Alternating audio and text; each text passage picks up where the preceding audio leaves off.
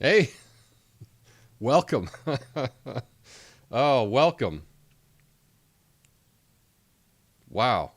Uh, I'm sorry. I just can't do it. I just can't I just can't take it. How am I supposed to be able to sit through another State of the Union speech? You know?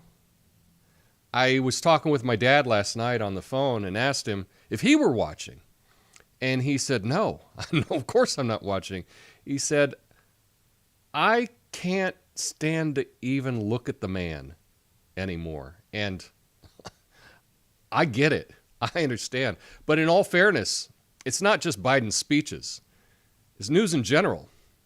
Let's not forget the news has a very important job. It's like a clown at a party. It's there to entertain us, to make us smile, to distract us from the fact that we're just spinning around on this big blue marble together. But we need interesting stories, thought-provoking stories, or just plain crazy stories. Because let's face it, who wants to hear about the latest budget agreement when we could be talking about pink dolphins or time travel or why pandas are just big lazy bears, right? So that's why I choose to cover the stories how I do, the stories that make me laugh or the stories that make me care. Because at the end of the day, that's what the news should be about.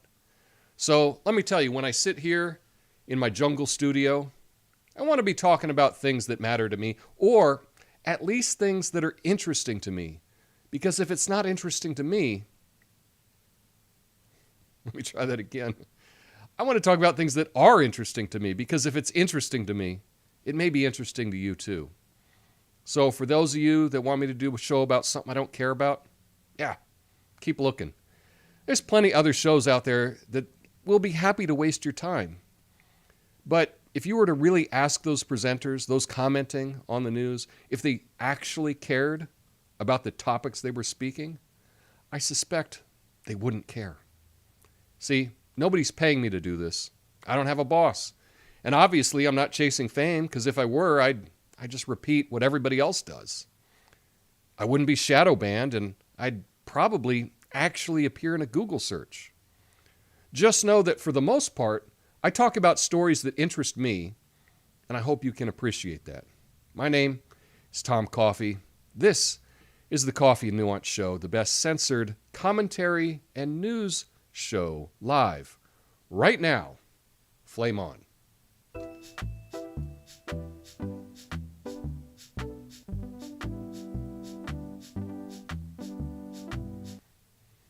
All right. Thanks for joining me today. Huge crowd, so that's awesome. I actually have some really good stories to get to today.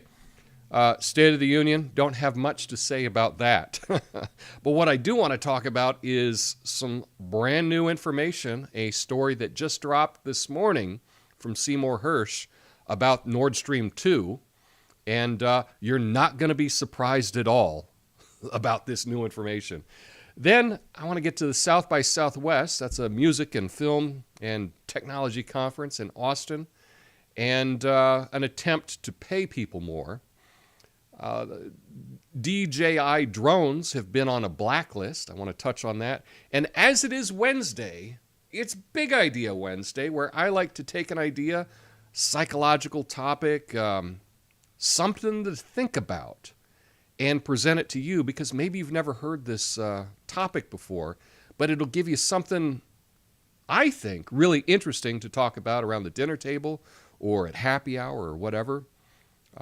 Perhaps may have an effect on your life. So those are the topics that I'm going to get to today. State of the Union, I saw a couple clips. Honestly, I can't look at him, right? It just upsets me too much, and I don't need to be upset. I don't need to be upset. He seems screaming sometimes. And like I say, I don't know if he can go 2 minutes without lying. But I don't even know if he's lying, but I don't even know if he knows that he's there. It's ridiculous. So that's pretty much all I have to say about the State of the Union. Perhaps I'll look into it, and perhaps there is something interesting to cover, but I haven't done that yet. So that's all I have to do about that. The real story is Nord Stream 2 pipeline. Did the United States have anything to do with the Nord Stream pipeline disaster?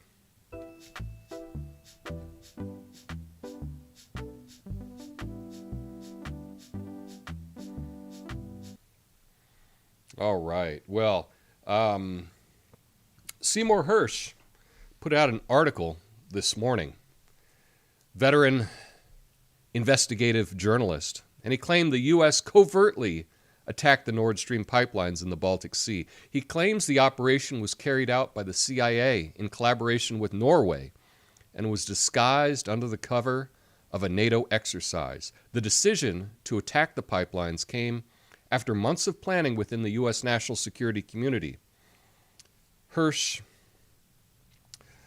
says he cites an anonymous source with direct knowledge of the operational planning, so take that for what you will, and says the U.S. Navy divers planted C4 explosives along the pipeline, which were later triggered by a sonar buoy dropped by a Norwegian Navy surveillance plane. The White House and the CIA have denied Hersh's claims. So what was in this? This is on Substack. I will link it in the description. Very long article from Seymour Hersh. I think it's worth a read if you're interested. But essentially, he alleges that the U.S. Navy's Diving and Salvage Center in Panama City, Florida, was responsible for destroying 3 of the 4 Nord Stream pipelines in the Baltic Sea. According to his article, the Navy divers planted the explosives under the cover of a NATO exercise, and the Biden administration approved the operation as a response to Russia's impending invasion of Ukraine. The Nord Stream pipeline provided cheap Russian natural gas to Germany and Western Europe, and were seen as a threat to Western dominance. The U.S. military, with the help of the Norwegian Secret Service and Navy, carried out the operation using deep-sea divers who were recruited for their expertise in deep-sea operations. The explosives were planted a few miles off Denmark's Bornholm Island in the shallow waters of the Baltic Sea. And I have to reiterate, the White House and the CIA have both denied the claims made by Seymour Hersh in this article. But none of this comes as a shock to me. None of this comes as a surprise. This is what many people have already believed happened. This could have, if you watch Joe Biden, if you watch Victoria Nuland speak about the Nord Stream 2 pipeline prior to and after the explosions, I think anyone probably could have made those conclusions themselves. It seemed pretty obvious to anyone that was paying attention. But to have Seymour Hersh, who is, now he's older, and I don't think he cares what the establishment tells him to say or not to say, but he did win, I think, a Pulitzer Prize for journalism. So I do think that he does have a little credibility in this, not because he won a prize, but because he has had a lifetime of exposing corruption.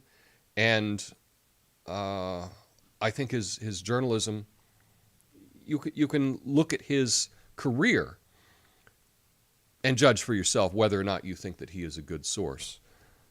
So this is a lot of this is new information. Again, it comes from unconfirmed sources, but of course it's going to be unconfirmed sources, right? Any source that would go on the record, it would probably commit suicide in the very near future. That tends to happen to sources that go on the record. So this is all very, very predictable. If you look back on the coverage of this, many people were saying this when it happened. It was clear to me. It was clear to a lot of people. And this just reconfirms what we think. Now, just because a story reconfirms what we already believe, does that mean that that it's true? No, but it is something to take in and consider. What do you think about this? Have you been following the story about the Nord Stream 2 pipeline? You know, by blowing up natural gas pipeline in the ocean, do you think that's good for the environment? And if it were done by certain people, do you want to take environmental advice from people that are blowing up pipelines? I don't want to hear word one from anyone involved with destroying a pipeline about how I shouldn't have diesel gas for my vehicle, or, you know, that I have to no longer have a gas stove in my kitchen because of the environment. The environment with this, what happened to the environment with this Nord Stream 2 pipeline explosion is much worse than anything anyone else is doing. So I just don't want to hear it at all. But let's get on to something a little bit more uplifting, and that's South by Southwest.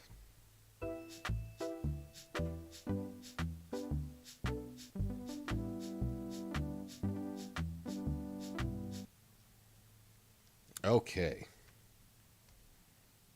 There we go. I gotta remember the chyrons. I always seem to forget those.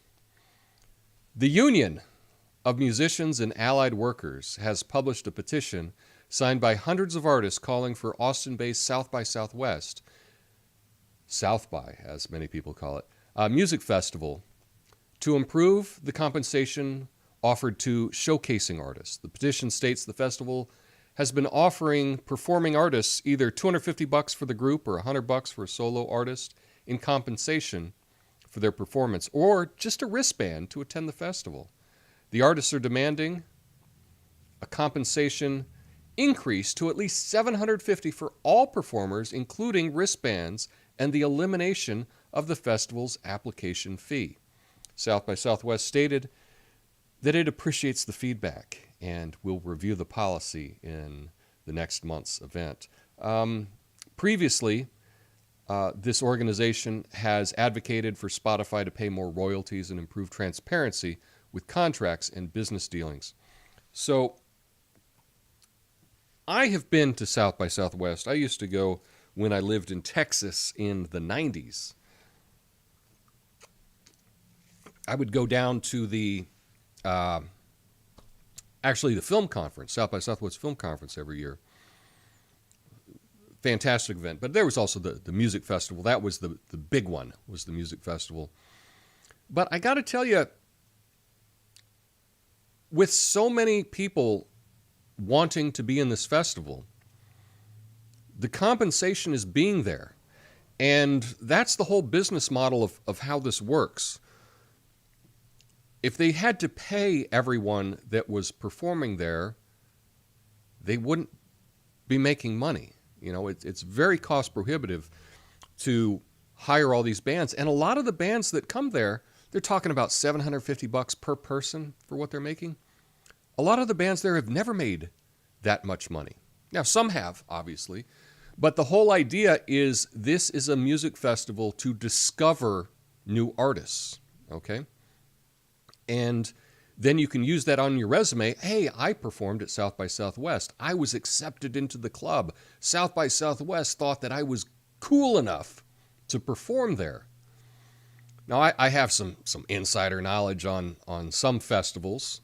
Someone I know ran a festival. And you would be shocked at the number of applications that they got for their festival. It was an insane amount. And you kind of have to put you have to have some kind of fee, because you are overwhelmed with applications for your festival. You have to do something to limit it. I'm sure I'm making thousands and thousands, probably tens of thousands of applications to apply to play at South by Southwest. If you were to make that free, the number of applications would be impossible to review and to go through. So having a fee does kind of limit it a little bit. Now, it doesn't have to be a big fee, but it's the same thing. You need some kind of application fee just to make sure that people are serious. And as far as, I'm not trying to excuse people running festivals, but that is how that business operates. And it's voluntary, right? If you don't want to do it, don't go, don't apply. I know that sounds harsh, but if you're a band and you're not getting booked anywhere, and you can't go on tour because nobody knows who you are, part of the process is going to a festival, playing, getting some fans, and then leveraging that into growing your career. Now with social media, it's so much easier to get your stuff out there. You know, in the 90s, that didn't exist, right? Now, as far as festivals go, for at least the last decade, I've been volunteering at the Portland International Film Festival. I love international film festivals. I love international films. And the compensation that I got as a volunteer was they would give me passes to go see the movies. That was it. But that was fine for me. I would just take the passes and I would give them to friends and family so that they would go see, a foreign film in this festival. It was a nice gift that I could give people, and I'd be able to see the films as well. But if they had to pay all of the volunteers that collect the tickets or work the coat check to be an usher, if they had to pay all of those people, the festival wouldn't exist. It wouldn't exist. And part of the fun of volunteering for these festivals is the camaraderie that you get with the other people that are doing it. So I think putting all of these extra things on the people running the festival, I think that what that's going to do is it's going to eliminate anyone new from starting a festival. There will be no new festivals. The only festivals you will have will be these huge corporate festivals, and I don't think that that's what we want. I just don't. But again, that's just my take on it. Let me know what you think in the comments about that. And as a reminder, I will be going through all of your comments at the end of the video. I can't look right now because it just mentally throws me off. Okay. So the next story I want to talk about is the DJI drone. It's near and dear to my heart.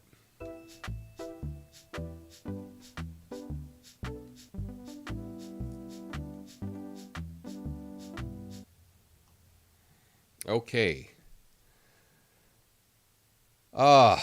DJI, the world's largest drone maker, dominates 70% of the global drone market. Despite being blacklisted by the U.S. government in December 2021 over its alleged ties to surveillance of the Uyghur Muslims in China's Xinjiang region, the Sichuan-based company remains focused on its growth and innovation, with 25% of its 14,000 employees working in research and development. DJI's drones are used for a variety of purposes, including filmmaking, agriculture, search and rescue. DJI denies any involvement in the treatment of the Uyghurs in Xinjiang and has stepped up lobbying efforts against a national security ban by the U.S., which accuses the company of being a Chinese military company. DJI has also suspended its product sales to Russia and Ukraine after the Russian military was accused of using its drones in the conflict with Ukraine. And that's the crazy thing, is they're no longer selling their little drones because Russia's been accused of using it. And the logic of this is unreal to me. I have a DJI drone, and I have to concentrate because I want to say DJI. I don't know why that is.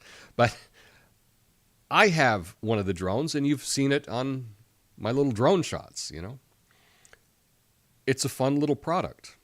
And the fact that just because Russia may be using it in this military conflict, that no longer anyone there is able to buy it seems a little ridiculous to me, because let's just go down the slippery slope, shall we? If something can be used by a country that the U.S. doesn't care for, therefore they can't get that technology. Well, I heard Russia was using Bic pens to plot out things in their military conflict, so Bic should not be able to sell their pens to Russia. That sounds really dumb, doesn't it? I heard Russian people use Band-Aid brand Band-Aids when they get a boo-boo in the military conflict. So, you know, we should probably ban Band-Aid from selling Band-Aids to Russia, right? Doesn't that make sense? Doesn't make sense to me. And these drones they're consumer drones. They can't carry payload or anything like that. So the whole thing, I don't know. Maybe there's something about this that I'm not getting. So if there's a point about this drone ban that I don't get, let me know in the comments, because to me, it just seems really silly. But lastly, I want to get to the big idea, because it is Big Idea Wednesday. And speaking of the drone shots, let's get to the Big Idea Wednesday now.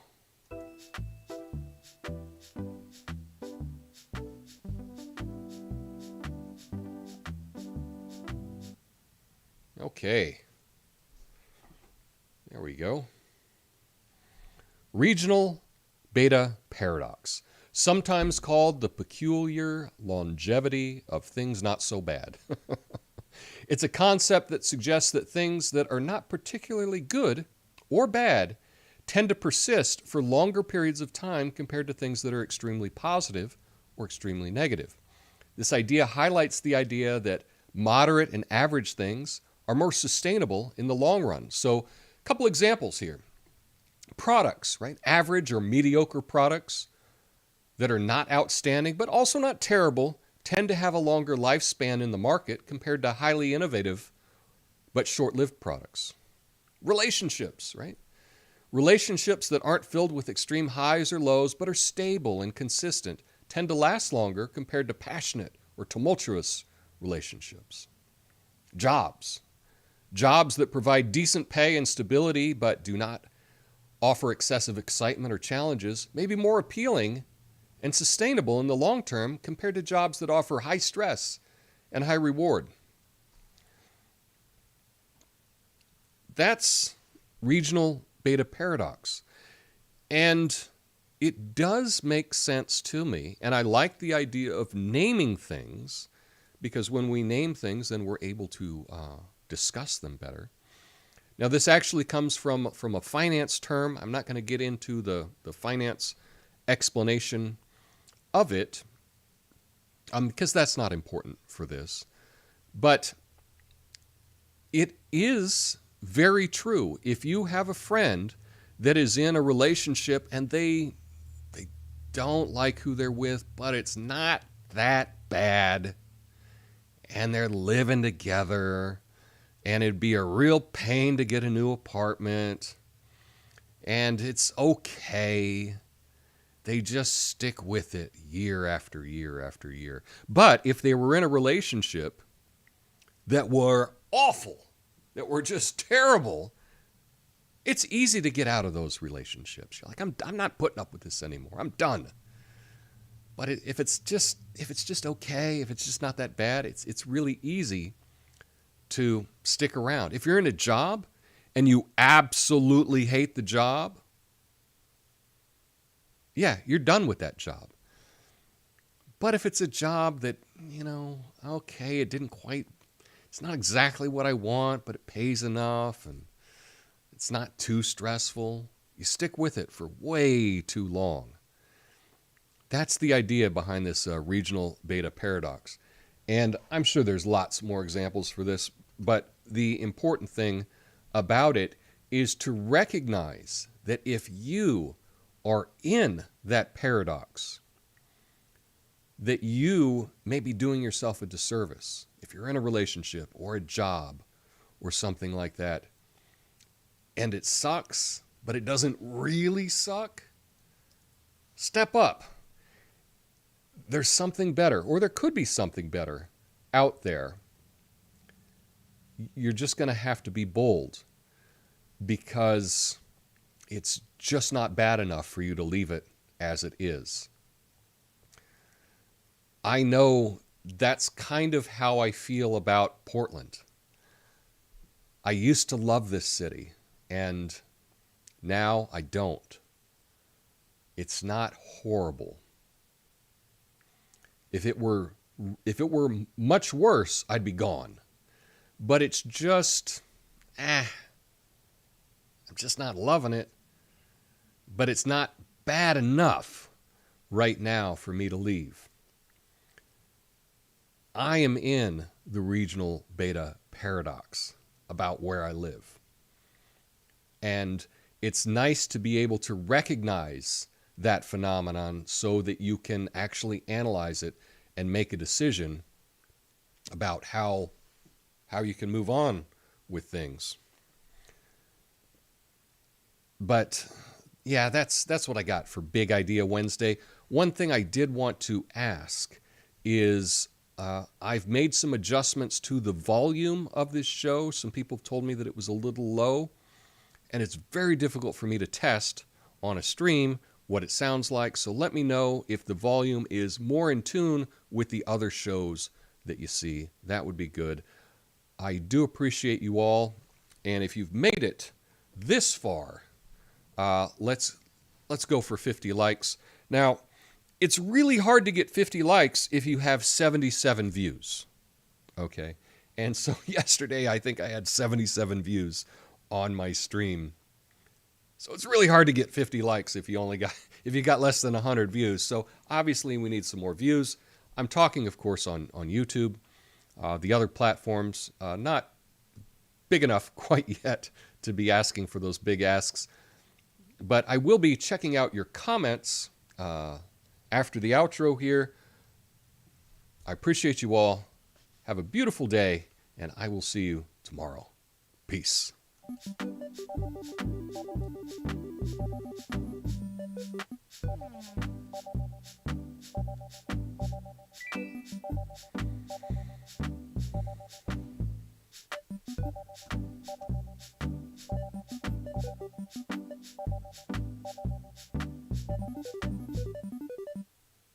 All right. Thanks everyone for sticking around.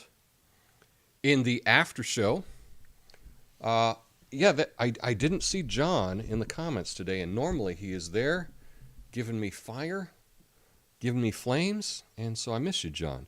Diet Sprite says it won't be the same without him. I agree. Gullible Skeptic just in time. Nice that you're here. Flames in the chat. I didn't know Sam Smith was here. That's funny, Flame On. Diet Sprite says, I enjoy State of the Union as theater. Well, if you can enjoy it as theater, go for it. It's hard. Did Biden do 2 State of the Union speeches yesterday? State of the Union, I'm not sure. I'm not sure what that means. Okay. It seems appropriate to refer to it as State State of the Union. I guess maybe he made an error when he was talking, or I did, but it seems fitting. This tends to happen to confirmed sources. YouTube, Charlie Murphy voice. Habitual line crosser. Exactly. I think I am a habitual line crosser. Jody, didn't watch State of the Union, sick of watching people fall for gaslighting. I am too. And, well, some people put in comments and took them out. That's okay. Same. Perfect volume. Well, that's good to hear. Share the video with someone. Thank you, Diet Sprite. Duggo is over on Rumble, and so is Gonzo the Good. Hey, Gonzo the Good, $5. Wow, thank you. I appreciate that. Good show today. Glad I could catch the live stream. Well, I'm glad you could catch the live stream, Gonzo. That's awesome. Duggo says, I was assured by the mainstream media that Russia did this to themselves because Putin is mean. I forgot that point. We were told that Russia blew up their own pipeline, right? Russia blew up their own pipeline because you spend billions of dollars on things to just blow them up. Yeah. Gonzo the Good says, Biden is begging for a world war to avoid getting held accountable for his family's crimes, also to distract from the backlash of the most safe and effective one of these. And the volume is good. That's good to hear that the volume is good. I want to keep checking on that. And lastly, I did post a tweet about this stream, but it got no likes and no retweets. So anyway, we'll keep working on that. That's all I got for you today. I appreciate you all more than you realize. It's a big deal to me. So thank you, and I will be seeing you live tomorrow. Peace.